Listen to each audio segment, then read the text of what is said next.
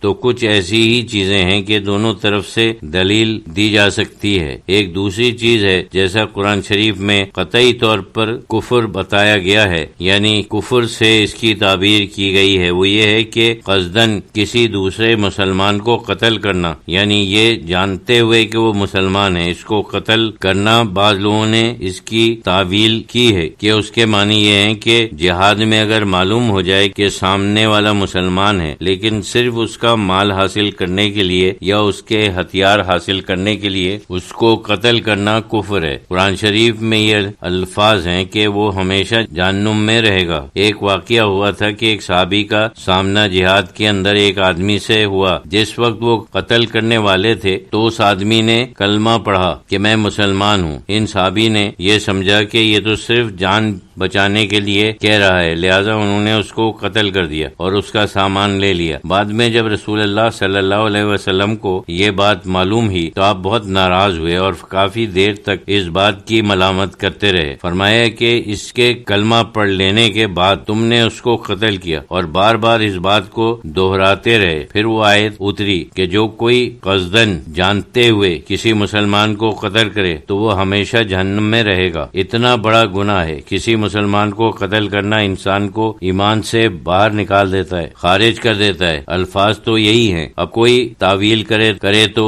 کرے، لیکن صاف الفاظ تو یہی ہیں۔ صرف اس بات سے یہ بات ٹکراتی ہے کہ کسی عمل سے انسان کا ایمان سلب نہیں ہوتا، لیکن بہرحال قرآن شریف سے معلوم ہوتا ہے کہ کسی مسلمان کو قتل کرنا سلب ایمان کا باعث ہے، یعنی ایمان سلب ہو جاتا ہے۔ دوسری حدیث اس کی تائید کرتی ہے کہ رسول اللہ صلی اللہ علیہ وسلم جب آپ کا وقت قریب تھا وصیت کی کہ میرے بعد تم ایک دوسرے کی گردنیں مت مارنا، یعنی آپس میں لڑنا شروع مت کر دینا اور کافر مت ہو جانا۔ اس کا مطلب یہی ہے کہ اس سے تم کافر ہو جاؤ گے، یعنی مت کافر ہو، ایک دوسرے کی گردنیں مار مار کے، اور اللہ تعالیٰ کی صحیح بندگی اور بھائی بھائی بن کر رہو۔ اس حدیث سے بھی معلوم ہوتا ہے کہ جو مسلمان ایک دوسرے کی گردنیں مارنا شروع کر دیتے ہیں تو وہ ایمان سے نکل جاتے ہیں۔ یہ ڈرنے کی بات نہیں ہے، خوف دلانے کی بات نہیں ہے۔ اب اللہ تعالیٰ ہر چیز کو معاف کر سکتا ہے۔ یہ بھی آیت قرآنی ہے کہ سوائے شرکت کے اللہ تعالیٰ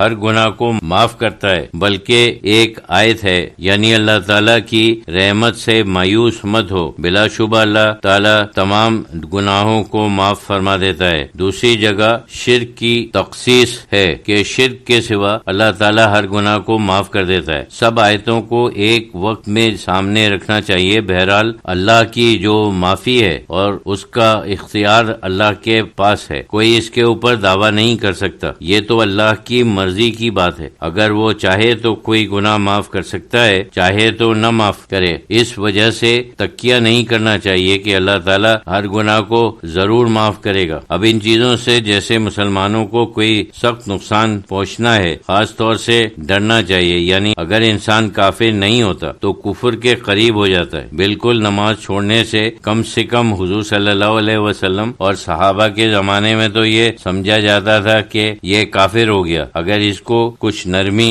کی نظر سے دیکھیں تو کہہ سکتے ہیں کہ کفر کے قریب ہو جاتا ہے، کیونکہ رسول اللہ صلی اللہ علیہ وسلم نے فرمایا ہے کہ ہمارے اور مشرکین کے درمیان یہی چیز یعنی نماز حائل ہے۔ ہم نماز پڑھتے ہیں، وہ نماز نہیں پڑھتے، وہ صرف بتوں کو پوجتے ہیں، اور ہم اللہ تعالیٰ کے لیے نماز پڑھتے ہیں۔ اس زمانے میں یہ ایک نشانی تھی۔ اللہ تعالیٰ نے اگر درگزر فرمایا تو اور بات ہے، لیکن بہرحال اس بات سے ڈرنا چاہیے کہ نماز نہ پڑھے کہیں ایمان سلب نہ ہو جائے، کیونکہ دل پر مہر لگ جانا تو اللہ کے اختیار میں ہے۔ اللہ تعالیٰ نے کچھ تھوڑا بہت اختیار ہمیں دیا ہے، لیکن اگر وہ چاہے تو اس اختیار کو سلب کر کے بالکل مہر لگا دے، کر سکتا ہے۔ اس وجہ سے ڈرنا چاہیے، کیونکہ جس وقت ہم غفلت کرتے ہیں سمجھو ایک قسم کی ناپسندیدگی یا کراہت کی نظر اللہ کی طرف سے ہوتی ہے، اس سے سمجھو دل پر ایک سیاہی پیدا ہوتی ہے۔ اگر یہ سلسلہ جاری رہے کہ ہم غفلت کرتے رہیں یا گناہ کرتے رہیں اور اللہ تعالیٰ کی کچھ نظر غضب ہمارے اوپر پڑتی رہے تو ایک منزل یہ بھی آ سکتی ہے کہ جس وقت ہمارے دل پر پوری طرح سے مہر لگ چکی ہو اور اس میں کوئی بھی روشنی نہ رہے، وہ پوری طرح سے سیاہ ہو جائے اور قرآن و اور حدیث میں یہ بات بیان کی گئی ہے، تو ان چیزوں سے ڈرنا چاہیے، اپنے متعلق کبھی مطمئن نہیں ہونا چاہیے۔ تو جمعے والی حدیث جو ہے وہ بھی اسی قبیل کی ہے۔ اگر کوئی بار بار جمعے میں صرف سستی کی وجہ سے نہ جائے، بلا عذر چھوڑ دے، تو ممکن ہے کہ اللہ تعالیٰ اس کے دل پر غفلت کی مہر لگا دے، تو اس کا دل ہر عبادت سے اچاٹ ہو جائے۔